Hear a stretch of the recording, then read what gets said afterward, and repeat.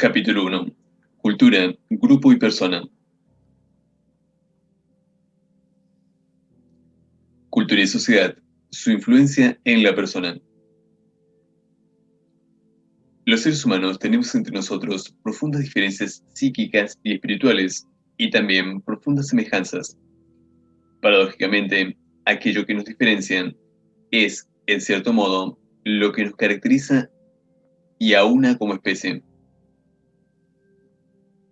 Nos diferenciamos, por ejemplo, muchas veces en nuestra ideología, en la manera de ver el mundo, en el sistema de valores y los códigos morales, en la forma de percibirnos a nosotros mismos, tanto solos como en nuestra interacción con los demás, en la manera de reaccionar ante la agresión o las expresiones de afecto, en la forma de vestir, de hablar, de pensar o de amar, etc.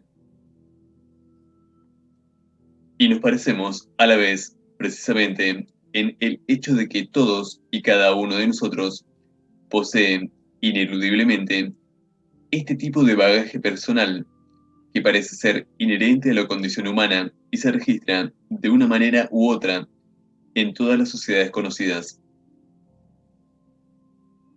Así, aunque no coincidamos en cuáles hay que colocar en una u otra categoría, todos y cada uno de nosotros, los humanos, creemos que determinadas conductas son correctas y otras no. Cada uno tiene una manera de apreciar e interpretar el mundo que lo rodea y una cierta creencia sobre el sentido de la vida.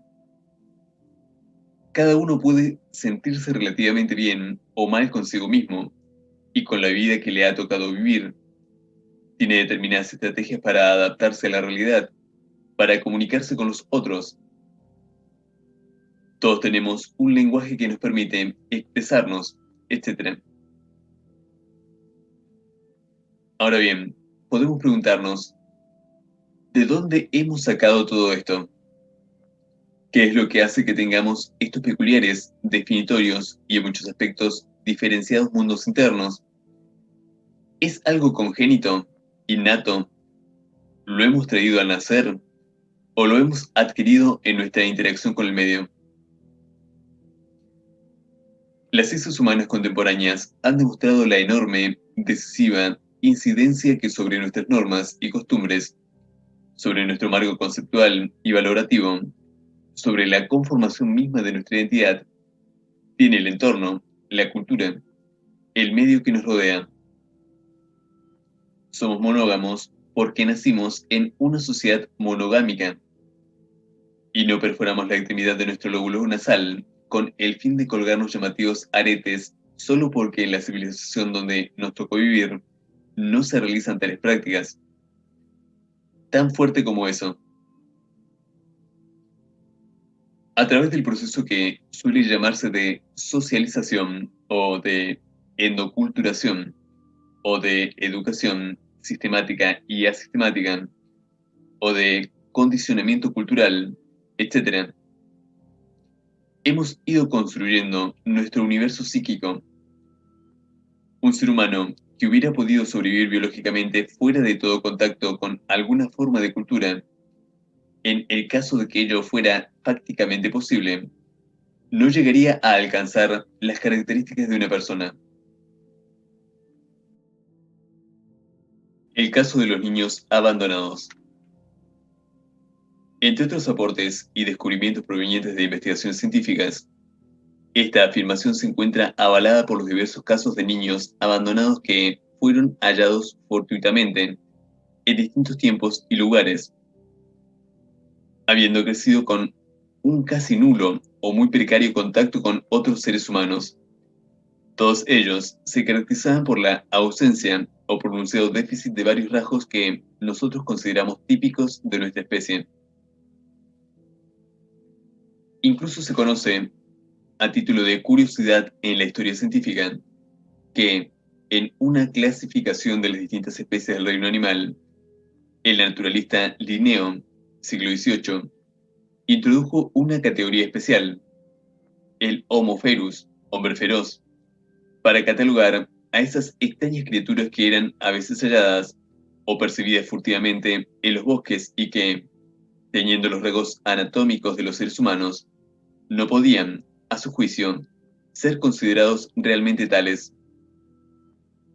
Ellos se caracterizaban, según Linneo, por ser mutus, tetrapus e hirsutus, esto es, sin habla, cuadrúpedos, ya que se movilizaban arrastrando manos y piernas, y cubiertos de vello. Más allá de ciertas fantasías propias de la época, existen testimonios mucho más rigurosos de tales casos. Entre otros, se encuentran, por ejemplo, el fascinante relato transcrito en el libro El salvaje del Aveirón, Psiquiatría y Pedagogía del Iluminismo Tardío, que gira en torno del caso de un niño encontrado por unos cazadores en los bosques del Aveirón alrededor de 1800, que en el momento de ser hallado se parecían, en su conducta y su aspecto físico, más a los animales salvajes con los que había convivido que a los seres humanos normales. Esta obra recoge una memoria de J. Itard, científico de esa época aplicado a la educación de niños sordomudos, que tomará a su cargo la responsabilidad de educar al niño.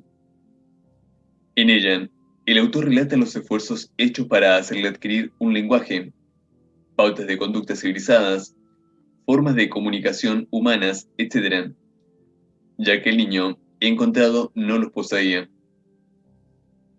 En efecto, el pequeño Víctor, tal como lo bautizara Itard, corría con ayuda de sus cuatro miembros, emitía solo sonidos guturales sin significación aparente, tomaba los alimentos directamente con la boca, tenía la mirada perdida y se balanceaba rítmicamente con un movimiento sin sentido.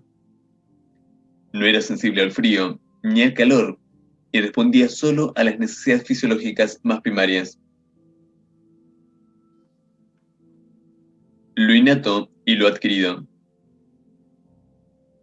Para llegar a ser la persona que somos, hemos necesitado, pues, de otros seres humanos, y así, lo que hemos incorporado del mundo externo, de la cultura que nos rodeó desde pequeños, de nuestro entorno social inmediato, nos ha permitido construir nuestro mundo interno y desarrollarnos hasta lo que somos en este momento. Una polémica generalmente enconada, que suele suscitarse con bastante frecuencia al abordar estos temas, es la relativa a la incidencia de lo innato y lo adquirido en la formación de la personalidad. Se trata entonces de dirimir qué rasgos, qué características de nuestra personalidad son innatas, propias de nuestro acervo genético, y cuáles se deben al condicionamiento del medio. En torno de esto, las posturas adoptadas suelen alinearse en tres grandes categorías: las que ponen el énfasis en la importancia del potencial genético, que suele llamarse la postura del innatismo; las que lo ponen en la importancia de lo adquirido, el aprendizaje, del medio ambiente, ambientalismo; y una tercera, interaccionismo, que rescata ambas fuentes de condicionamiento. En la obra mencionada, en la que se reproducen, aparte de la memoria de Itard, otros textos de principios del siglo XIX, puede apreciarse cómo esta polémica se encontraba ya planteada con toda claridad en esa época. La disputa, tal como se plantea básicamente entre innatistas y ambientalistas, suele tener una gran carga emocional debida, probablemente, a su connotación ideológica y a las consecuencias que de ella se derivan, tanto para el juicio de valor y la atribución de responsabilidades como para la acción en distintos ámbitos sociales, entre ellos el campo de la educación. De hecho, estas posturas teóricas han constituido parte fundamental de distintas teorías del aprendizaje. Todo docente, al ejercer su práctica como tal, adopta explícita o implícitamente algunos de estos marcos teóricos en relación con el proceso de aprender, lo cual tiñe todo su accionar en el aula. Adoptemos la óptica de un educador innatista y de otro ambientalista en lo que hace al problema del desarrollo de la inteligencia. Si creemos que la inteligencia viene dada al nacer, que el cociente intelectual es, por ende, fijo y no puede modificarse por la influencia del medio, nuestra labor como docentes se verá limitada.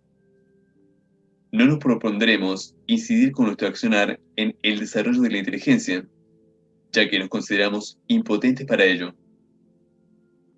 Si consideramos, por el contrario, que tal contribución es posible e importante, podremos incluirlo en nuestros objetivos educativos, intentando promover el desarrollo de las potencialidades intelectuales del niño o del adolescente, no limitando nuestro accionar a una labor de acumulación de información. Por otra parte, el innatismo también suele ir asociado con cierto grado de elitismo, que lleva a clasificar, por un lado, los alumnos brillantes y por otro, los mediocres, en categorías irreductibles y a modo de rótulos que pueden generar lo que hoy se conoce como el fenómeno de la profecía autocumplida o el efecto Pigmalión. Si un maestro emite un juicio de descalificación hacia el niño, este puede incorporarlo a su autoimagen y conducirse de un modo que ratifique el pronóstico desfavorable. La investigación científica aporta actualmente testimonios irrefutables acerca de la influencia decisiva del medio ambiente en el desarrollo de la inteligencia.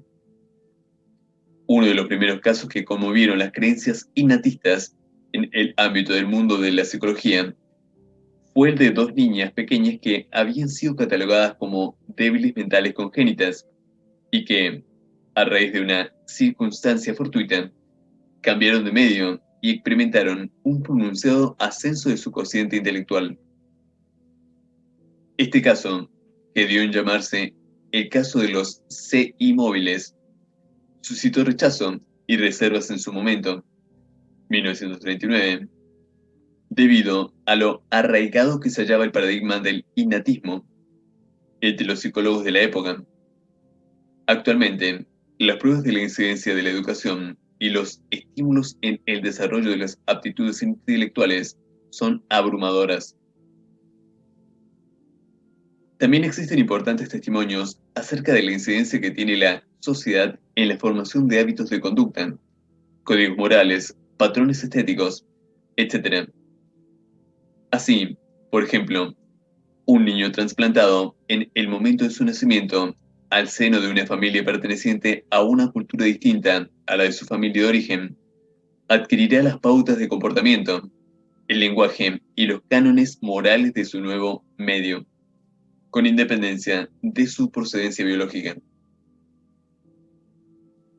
Sin embargo, en general, nos resulta difícil discriminarnos de nuestra sociedad y reconocer en nosotros las huellas de la cultura. Por lo común, tendemos a ver como obvios o naturales hechos o circunstancias que son solo culturales, que son diferentes en distintas sociedades y que hemos adquirido por el aprendizaje. Esto genera el etnocentrismo cultural, el rechazo a lo diferente, etc. ¿Por qué ocurre todo esto? ¿Por qué nos cuesta descubrir la influencia en nosotros de la sociedad? Este fenómeno ha sido explicado por el carácter envolvente de la cultura. En efecto, la cultura que nos rodea es algo así como la atmósfera que respiramos, que nos nutre y sin la cual no podríamos vivir, pero que no somos capaces de percibir. Vemos la realidad a través de las lentes espirituales de las que nos ha provisto nuestro medio. Eli Chinoy, en su libro Introducción a la Sociología, alude a un fragmento del antropólogo Ralph Linton, donde éste señala que el reconocimiento de la ubicuidad y significado de la cultura es uno de los avances científicos más importantes de la época moderna, para luego afirmar: se ha dicho que lo último que descubriría un habitante de las profundidades del mar sería tal vez, precisamente, el agua. Solo llegaría a tener conciencia de esta si algún accidente lo llevara a la superficie y lo pusiera en contacto con la atmósfera. El hombre ha tenido durante casi toda su historia una conciencia muy vaga de la existencia de la cultura, e incluso dicha conciencia ha dependido de los contrastes que presentaban las costumbres de su propia sociedad en relación con las de alguna otra con las que accidentalmente llegó a ponerse en contacto. La capacidad para ver la cultura de la propia sociedad en general, para valorar sus patrones y apreciar cuánto estos comprendan, exige cierto grado de objetividad que rara vez se logra. Y prosigue diciendo luego el propio Chinoy, en razón de que nuestra cultura es en tan gran medida parte de nosotros, la damos por establecida, suponiendo frecuentemente que es una característica normal, inevitable e inherente a toda la humanidad. Los antropólogos informan a menudo que cuando preguntan a los miembros de tribus primitivas por qué actúan en alguna forma determinada, reciben una respuesta que equivale a "es así como se hace" o "es lo habitual". Acostumbrados a su propio modo de vida, les es imposible concebir otro.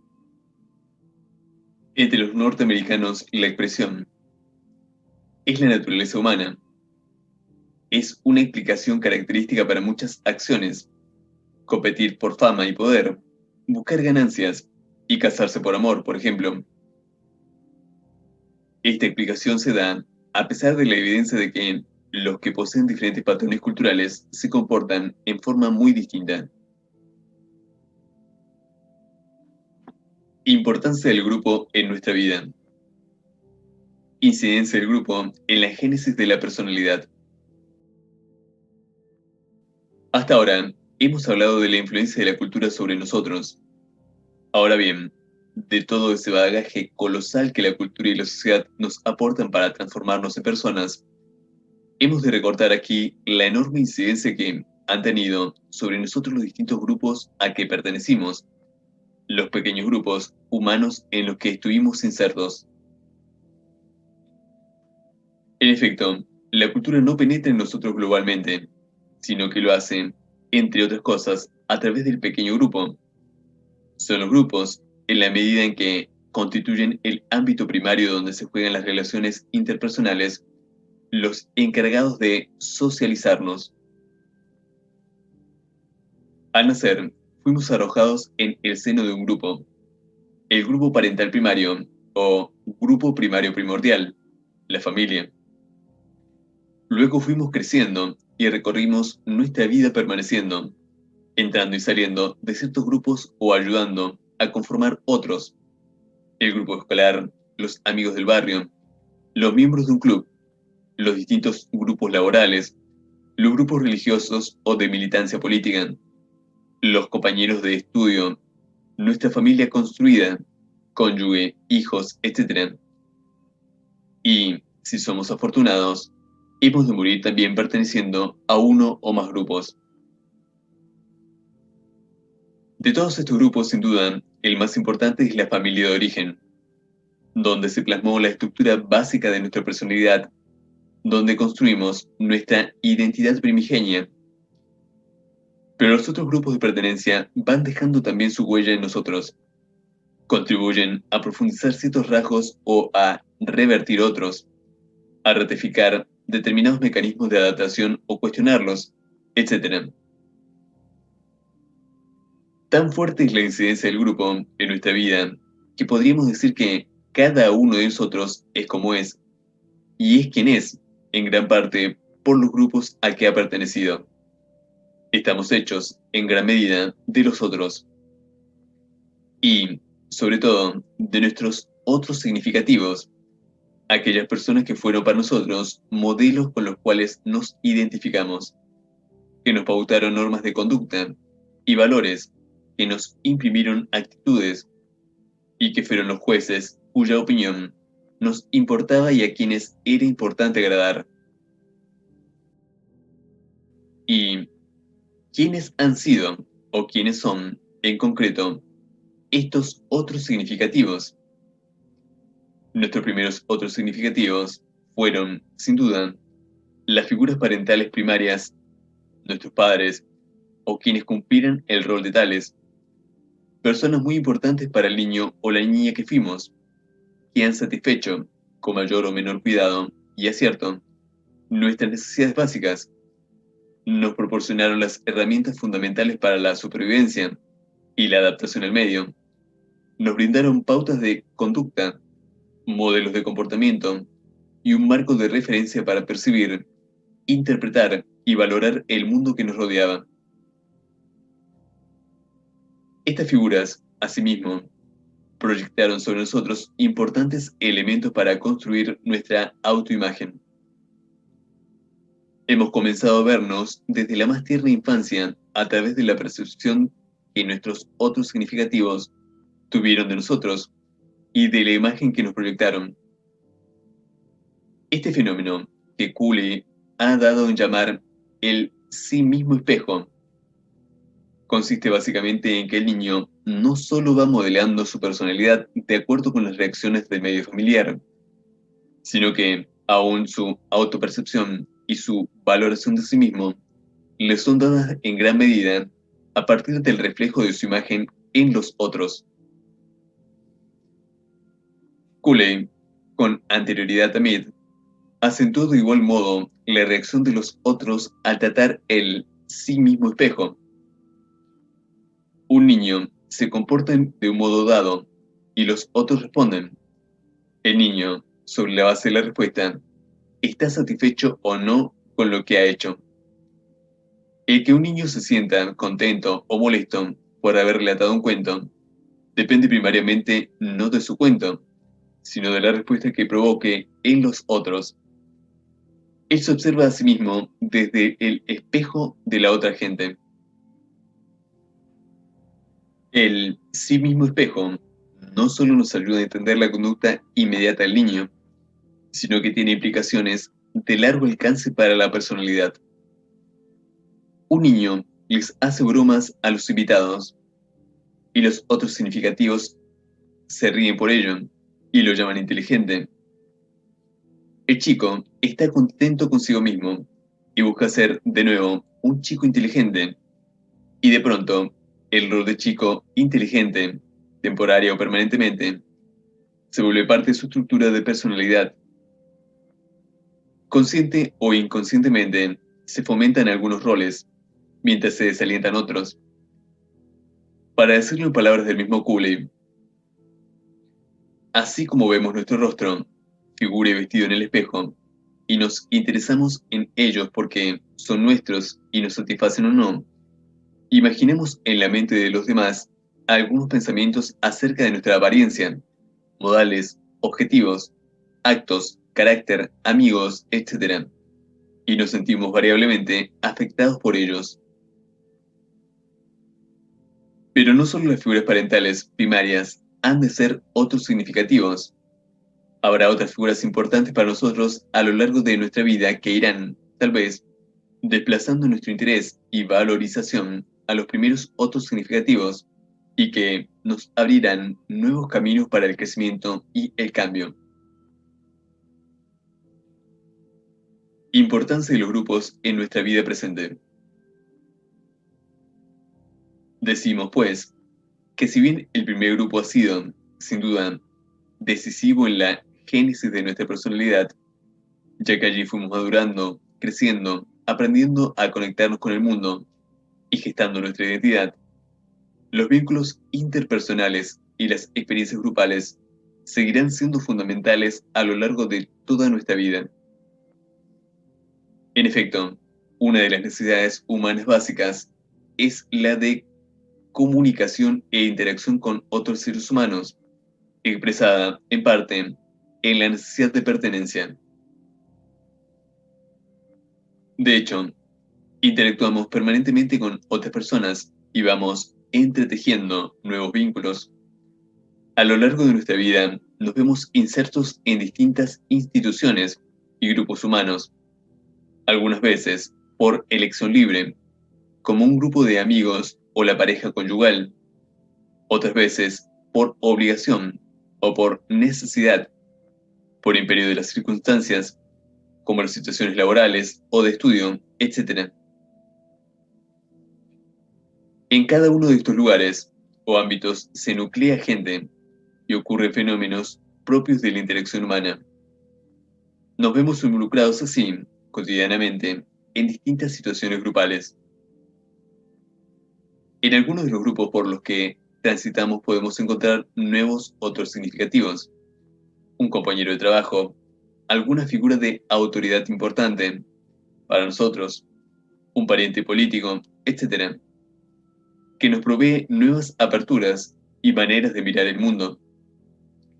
Y en cada uno de estos grupos encontramos, invariablemente, gente que nos acepta o nos descalifica, nos valoriza o nos rechaza, nos estimula o nos deprime. Entre los distintos grupos por los que fuimos o vamos transitando, hubo y habrá algunos donde nos sentimos bien y otros donde nos sentimos mal. Hubo y habrá algunos grupos o interacciones personales dentro de esos grupos que nos proporcionaron gozo y alegría y otros que nos hicieron sufrir, o aún dentro de un mismo grupo pueden darse momentos en que nos sentimos mejor o peor que en otros, momentos o aspectos de la trama vincular que nos hicieron crecer, que fueron positivos para nuestra vida, y otros que nos bloquearon o pusieron escollos en nuestro desarrollo y nuestro progreso como personas. Pero, ¿qué es un grupo? Antes de continuar con el análisis del mundo, de lo grupal, tal vez sería interesante detenernos sobre el significado del término grupo. Así, por ejemplo, alguien podría preguntarse, ¿fue realmente un grupo aquel agrupamiento de personas que coexistían en una misma oficina en la que trabajé en mi juventud, dado que predominaba allí un clima marcadamente competitivo y con una fuerte carga individualista? ¿Podría yo llamar a eso un grupo? Asimismo, alguien puede reflexionar, ¿debo considerar que fue un grupo el conjunto de mis compañeros de tercer año del colegio secundario por el que pasé fugazmente? En efecto, el término grupo es, como la mayoría de las palabras del lenguaje corriente, vago. Si bien hay conglomerados humanos que claramente no son un grupo, como por ejemplo un conjunto de desconocidos que esperan en la fila de un banco sin tener ningún tipo de intercambio o comunicación, hay otros agrupamientos que con toda certidumbre constituyen un grupo, mi estrecho grupo de amigos de la adolescencia. Hay una zona de penumbra donde aparecen situaciones que no sabíamos cómo encuadrar. Trataremos en lo que sigue de caracterizar un poco más precisamente nuestro objeto de estudio. En primer lugar, hemos de aclarar que, a lo largo de esta obra, al referirnos a los grupos, aludiremos siempre al pequeño grupo, agrupamientos humanos suficientemente pequeños como para posibilitar que las personas puedan actuar cara a cara, conocerse y reconocerse por sus nombres y sus identidades específicas, etc. En este sentido, hablaremos de un grupo familiar, un grupo laboral o un grupo escolar, etc. Excluimos, pues, del presente estudio los fenómenos vinculados a los grandes agrupamientos humanos, tanto concretos, esto es, con proximidad corporal, como una multitud o una asamblea numerosa, como aquellos que constituyen categorías sociológicas, como una clase social o el conjunto de inmigrantes que ingresó en la Argentina en la presente década. Hecha esta aclaración, es importante establecer una diferencia entre lo que podríamos llamar grupo en sentido estricto y ciertos conjuntos o agrupamientos de personas que, aunque se hallan juntas físicamente y en un número suficiente pequeño para constituir un grupo en el sentido antedicho, no interactúan o lo hacen solo de manera circunstancial, de modo tal que no llega a establecerse una trama o estructura grupal. Este último sería, verbigracia, el caso ya citado de un grupo de personas esperando el turno para ser atendidas en un banco, o un conjunto de personas en un ascensor que circulan normalmente entre un piso y otro, o la totalidad de pasajeros de un avión que acaba de despegar del aeropuerto, o un conjunto de chicos que se encuentran en un aula en su primer día de clases de un primer grado, etc. Ninguno de estos conjuntos de personas constituye un grupo, pero sin duda pueden producirse entre ellas, y de hecho muchas veces se producen, fenómenos o situaciones grupales. Así, por ejemplo, si imagináramos los siguientes agrupamientos circunstanciales. Imagen 1. A. Los pasajeros de un colectivo andando por la ciudad de. Imagen B. El negocio, clientes esperando turno para comprar. Imagen C. El ascensor, en un edificio público, se desplaza del piso A al piso B. Imagen D. El aula, primer día de clase. Podríamos fantasear distintos fenómenos o situaciones grupales que allí podrían generarse. A partir de este intercambio, de esta comunicación, puede llegar a consolidarse una situación grupal más o menos estable de modo tal que, si el proceso de interacción continúa y se profundiza, este pequeño nucleamiento humano podría transformarse en un grupo. Ahora bien, en torno de este tipo de especulaciones, y en general al huidizo concepto que nos ocupa, podemos formular distintas preguntas. 1. ¿Se puede hablar de un momento puntual en el que un agrupamiento humano se transforma en grupo? 2. ¿Cuáles son, en suma, las características definitorias de un grupo? 3. Si un determinado conjunto de personas que interactúan no prevalecen los vínculos positivos de cooperación y solidaridad, el bienestar y una confortable sensación de pertenencia y continencia, ¿podemos hablar realmente de grupo? 4. Por otra parte, ¿los grupos son obligatorios u optativos? Formulado de otro modo, ¿puede hablarse de grupo cuando se trata de un hábitat obligado que no hemos escogido voluntariamente, como el entorno laboral o la familia? La gestación de un grupo. Acerca de la emergencia de un grupo como tal, respondiendo a la pregunta formulada en el punto 1, podemos decir que no hay un momento puntual, claramente identificable en el tiempo, en que un conjunto de personas se transforma en un grupo. Podemos, en cambio, hablar de un continuo, desde un conjunto o agrupamiento humano que claramente no es un grupo hasta un grupo fuertemente consolidado.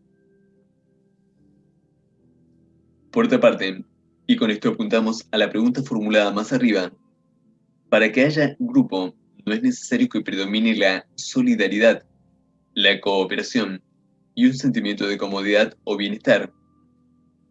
Así, por ejemplo, puede haber un grupo aglutinado por un líder autoritario que utilice mecanismos de predilección con los más sumisos, donde el grupo se divide en hijos y entenados, creando rivalidad y fuerte competitividad con el consiguiente malestar grupal, o un grupo que se haya cohesionado con el móvil del ataque a un presunto enemigo externo, donde el impulso mayor es la carga agresiva dirigida hacia afuera, con alto grado de ansiedad en sus miembros. A nuestro juicio, no es la calidad de los vínculos, sino el grado de interdependencia funcional entre los miembros, lo que otorga el carácter de grupo y marca la intensidad de la cohesión. Tampoco consideramos una variable significativa el carácter obligado o impuesto. En ambos casos puede hablarse de grupo si se cumplen sus características definitorias. Breve reflexión epistemológica. En rigor, ¿qué cosa es o no un grupo? ¿A qué tipo de conglomerado humano llamaremos grupo? Depende de la definición que adoptemos para este término que, como toda definición, es convencional. No existe en el mundo real algo así como la esencia grupo, que en un momento determinado se pose sobre un conjunto de personas. Sin embargo, hay un uso frecuente, tanto en el habla cotidiana como en la literatura especializada, que otorga cierto significado al término, y es este significado el que intentamos comprender aquí. Pero este significado está lejos de ser unívoco. Como ya dijimos, al igual que la mayoría de las palabras dentro del lenguaje usual, grupo es un término vago,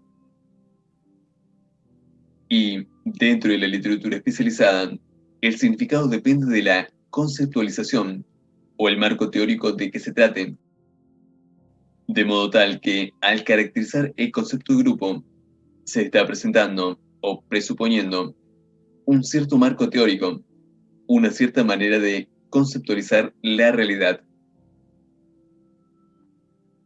De hecho, leyendo a distintos autores, podemos hallar diversas definiciones de grupo. En el apéndice, en su fragmento número 2, puede el lector hallar algunas definiciones planteadas por distintos autores. Algunas notas definitorias. Nosotros también hemos de proponer aquí una determinada caracterización del concepto grupo. Algunas de las notas definitorias de un grupo consolidado, de acuerdo con nuestro abordaje teórico del tema, son las siguientes. Un grupo es un conjunto de personas que tienen a. Una interacción psicológica mutua y de conjunto, relativamente frecuente o asidua. B. Una cierta historia, aunque sea muy breve, en común. C. Algún objetivo o interés compartido. D. Cierta noción subjetiva de pertenencia, conciencia de un nosotros. E.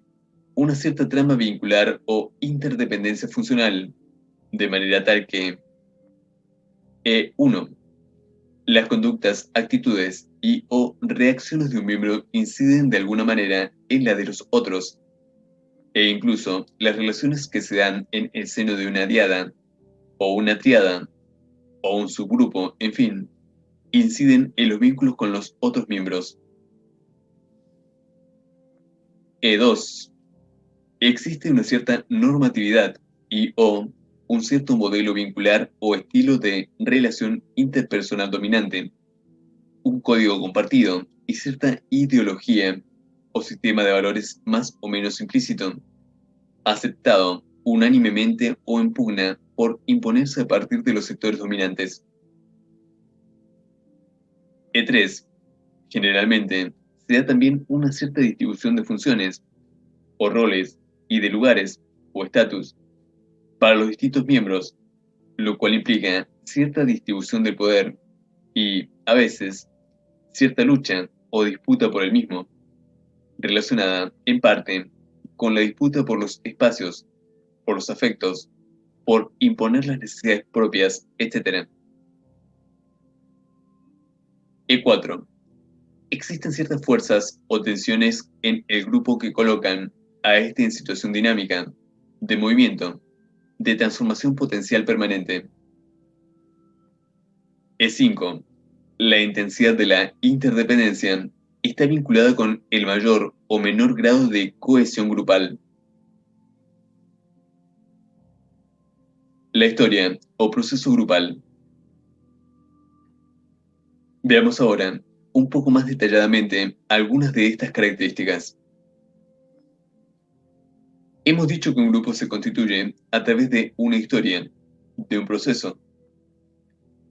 A través de este proceso se van consolidando ciertas pautas de conducta, ciertos códigos respecto de su accionar, se van cristalizando algunos vínculos, pequeñas alianzas, atracciones o rechazos, subgrupos dentro del grupo, afectos intensos entre 2 o 3 personas y marginación de una cuarta, etc. También, a veces, se van estereotipando distintos roles: el que siempre organiza, el que manda, el que calla siempre, el ingenioso, el más trabajador, etc. Empieza a delinearse una cierta ideología o sistema de valores del grupo, etc.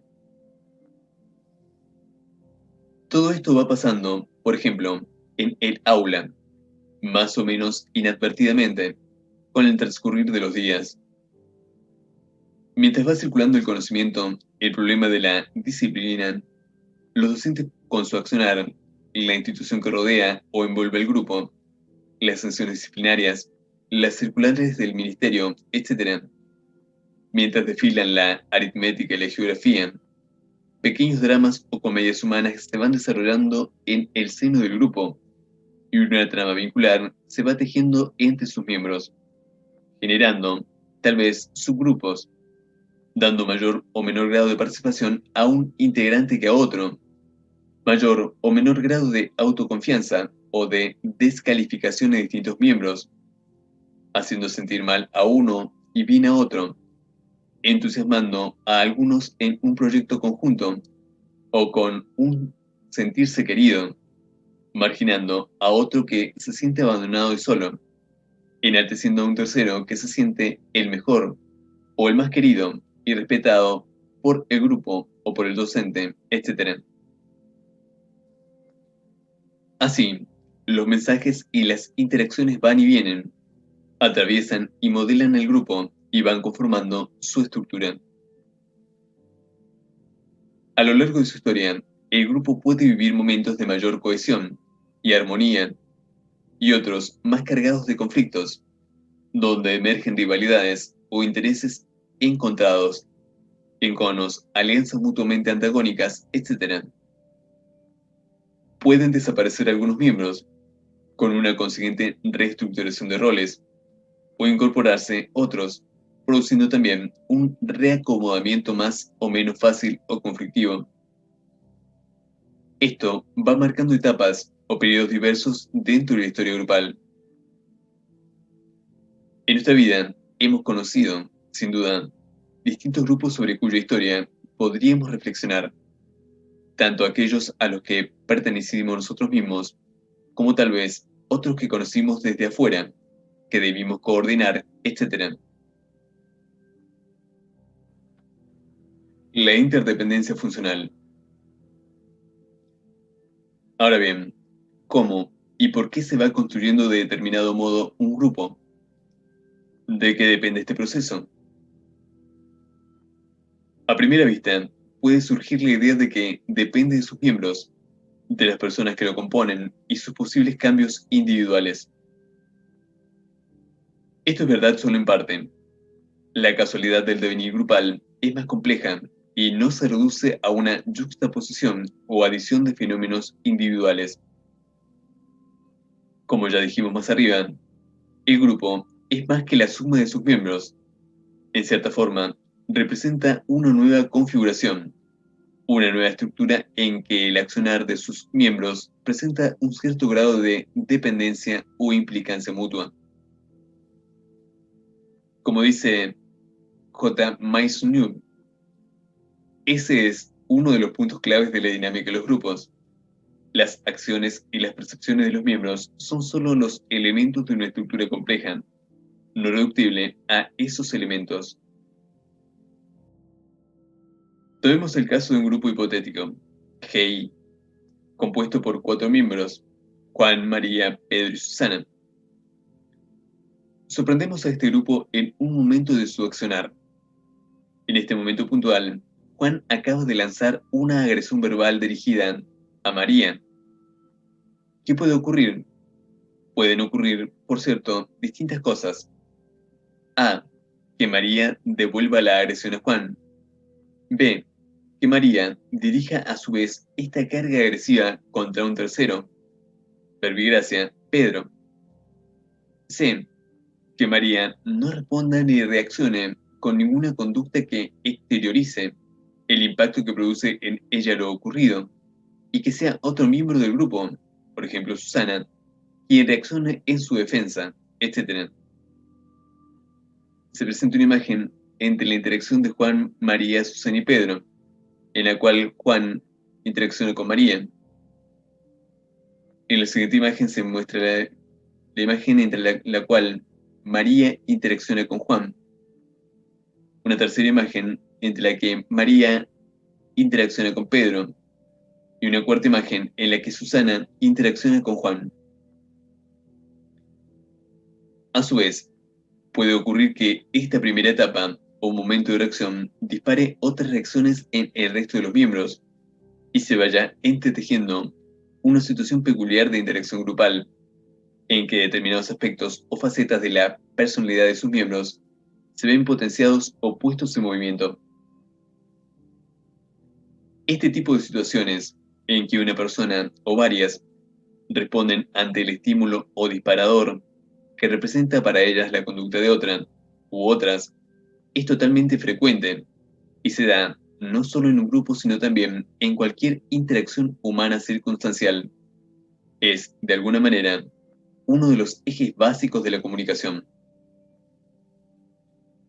Lo que da su peculiaridad al grupo, ya consolidado, como tal, es que las reacciones de sus miembros se hallan muchas veces condicionadas por una trama vincular subyacente, producto fundamentalmente de su historia y de la manera como se han ido estructurando las relaciones y los roles, las fuerzas y las tensiones, las atracciones y los rechazos dentro del grupo. Así, en nuestro ejemplo anterior, existe la posibilidad de que los sucesos relatados formen parte de una cierta manera más o menos habitual de operar dentro de ese grupo, donde ya hay ciertos juegos vinculares cristalizados.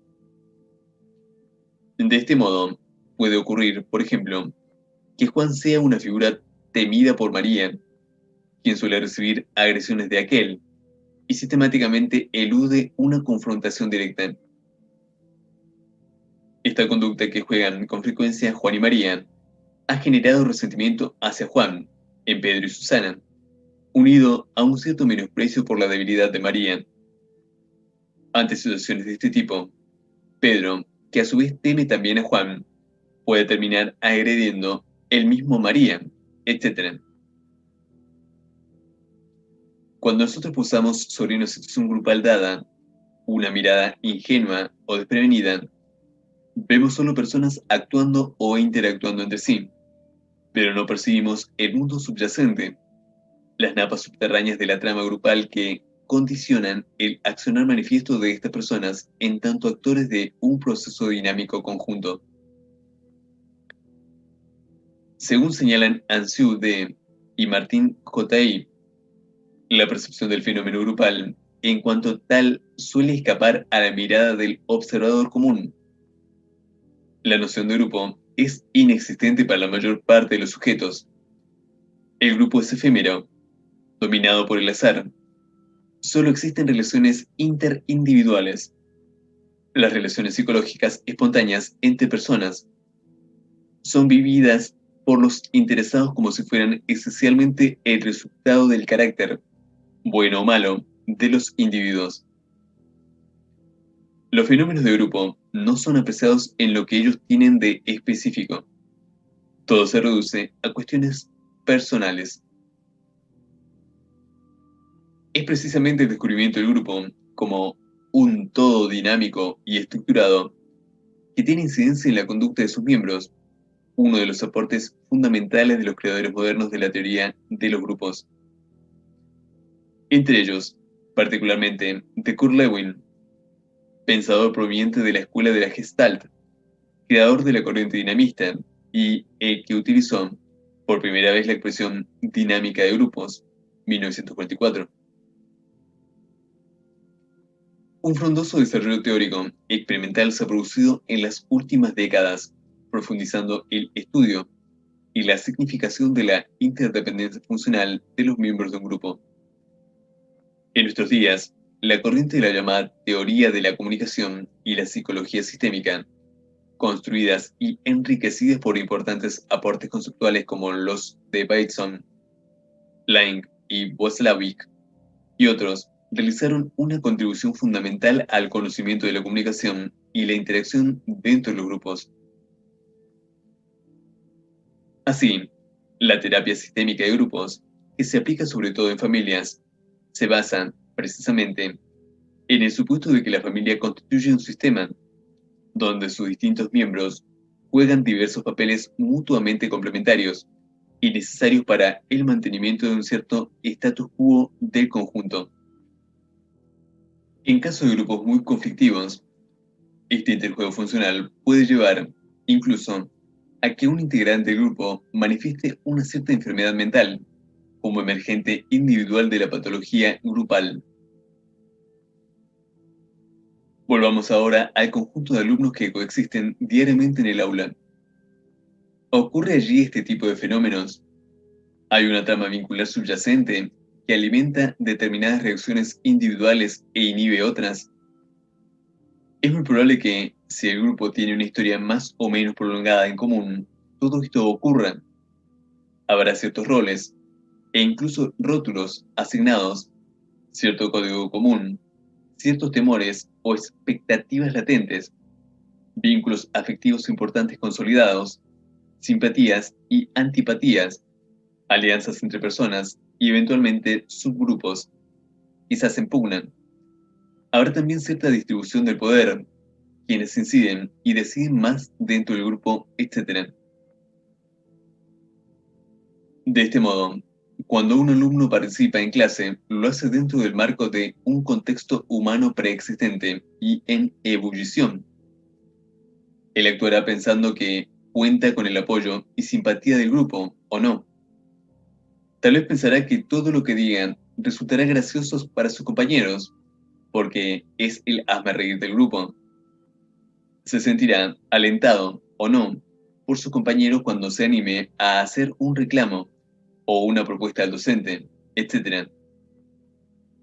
Algunos alumnos estarán a la defensiva y deberán concentrar sus esfuerzos en mejorar la interacción con sus pares para no ser rechazados, lo cual puede limitar su capacidad para el aprendizaje. Otros emplearán el destacarse como herramienta de autoafirmación, etc.